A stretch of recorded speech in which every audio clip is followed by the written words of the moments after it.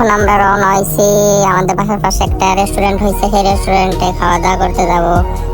নতুন রেস্টুরেন্ট আছে উদ্ভাবন, তাই দেখতে যাব কি অবস্থা, কেমন করছে তাই দেখার জন্য রওনা হচ্ছি আমরা 3 বন্ধু। এখন বাসার কাছেই যাই দেখি কি অবস্থা।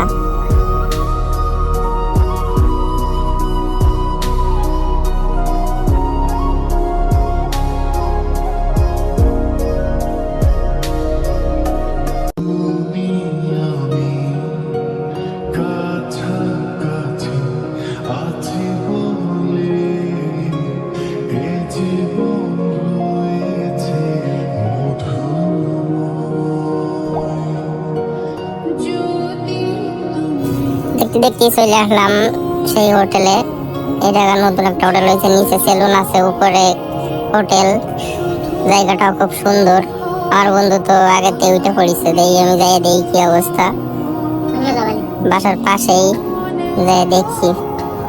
এই জায়গা নাকি লটারিও দেওয়া হইতেছে, কিছু খাইলেই নাকি একটা টিকিট দেবে, টিকিট দিয়ে পরে লটারি টানাবে, যা বাঁধবে তাই দেবে বলে।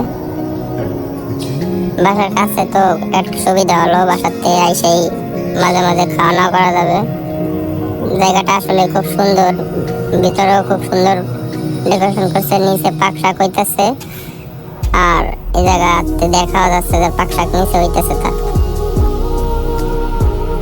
আমার বন্ধু তো ক্যামেরার দিকে তাকালি ওর হাত বাইরে যায়, ঠিক আছে। আর ওরা জানলা কাছে আইসে, আর নিজে আমি একটু দেখলাম আয়নাটা কেমন, নিজের চেহারাটাই হচ্ছে মালিক।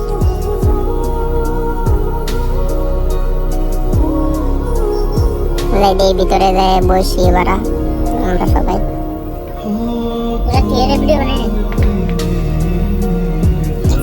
ওই জায়গা দেখি বিদেশি সিস্টেম, সেই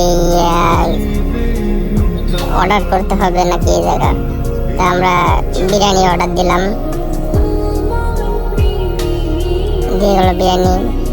দাম হিসেবে অনেকটা ভালো এই জায়গা, আর রান্না খুব সুন্দর, ভালোই দেখাচ্ছে। খাইতে কেমন হবে খাওয়ার পরেই বোঝা যাবে। আলু দিছে একটা, মাংস দিছে মনে হয় 1 পিস, একটা ডিম। তা ভালো, অনেকটা ভালো। গ্রামের দিক এরকম তো হয় না, এরকম তাহলে শহরের দিক হয়। মাংসটা একটু ছোট, তারপরও ঠিক আছে।